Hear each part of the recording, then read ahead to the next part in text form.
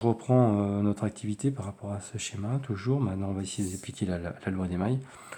Alors, la loi d'émail, en fait, c'est très simple. Hein, il suffit de regarder, c'est par rapport aux boucles. Hein. Donc, si on regarde, donc, je pars d'ici et je vais faire le tour, d'accord, pour appliquer ma boucle. En partant d'ici, je rappelle, hein, je vais tourner dans ce sens-là, donc par conséquent, la tension U est fléchée dans le même sens que ma rotation, donc U sera positive. Donc évidemment, comme dans toute équation, on ne mettra pas de plus devant le U, hein, on mettra juste U comme étant positif de la sorte. Par contre, attention, la tension U1, elle est dans le sens inverse, elle est fléchée dans ce sens, alors que moi je tourne dans ce sens. Donc elle est fléchée en sens inverse de ma rotation.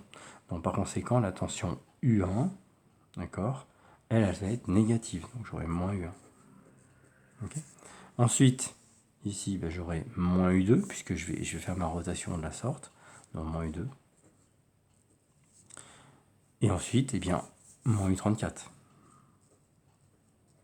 Et comme je reviens au point de départ, égale 0. Ce qui fait que si je modifie l'équation, on aura U égale U1 plus U2 plus U34.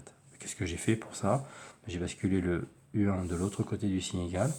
Comme il était négatif, il devient positif. U2, même conséquence. Hein. Il était négatif, il devient positif. Et U34, même chose. Voilà comment je peux réécrire mon équation.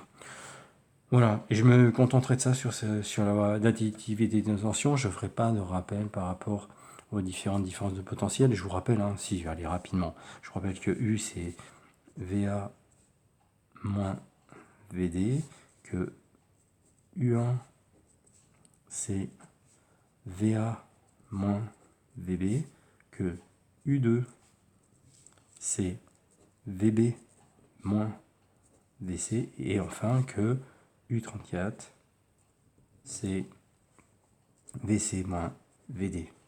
Évidemment, qu'est-ce qu'on voit? On voit que si j'additionne ça, ça et ça, et bien on retrouve VA moins VD. Hein. Si vous vous rappelez, hein, moins VB plus VB, moins VC plus VC, et si vous éliminez les différents paramètres qui peuvent être éliminés, il reste VA moins VD. Donc on retrouve bien en fait l'équation du dessus, c'est-à-dire que si j'additionne ces trois tensions, on retrouve la tension U. Voilà. On reste maintenant à voir ce qui se passe au niveau des nœuds. Et bien au niveau des nœuds, ici je vous rappelle, on a un nœud à ce niveau-là, on a un deuxième nœud à ce niveau-là. Donc je vais dire, ici le potentiel, je l'ai appelé VC, je vais dire au nœud C, on va regarder ce qui se passe, d'accord.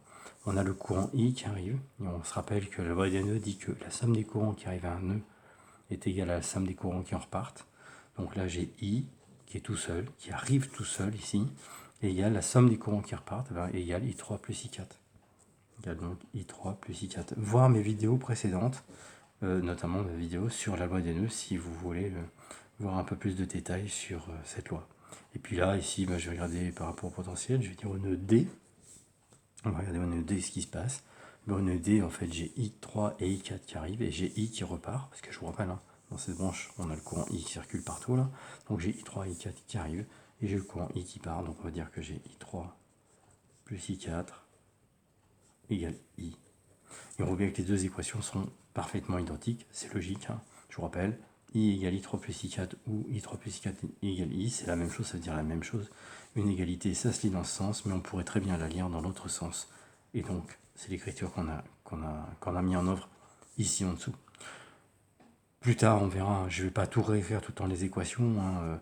Une ou un nœud pourra suffire, mais là, c'est pour bien verrouiller avec vous la compréhension de comment ça fonctionne pour être sûr de ne pas vous tromper. Voilà, donc si vous prenez cette vidéo, n'hésitez pas à regarder les deux vidéos précédentes qui sont en lien avec tout l'exercice pour bien comprendre ce que j'ai mis en œuvre. Voilà, écoutez, prochaine vidéo, encore un exercice. Merci.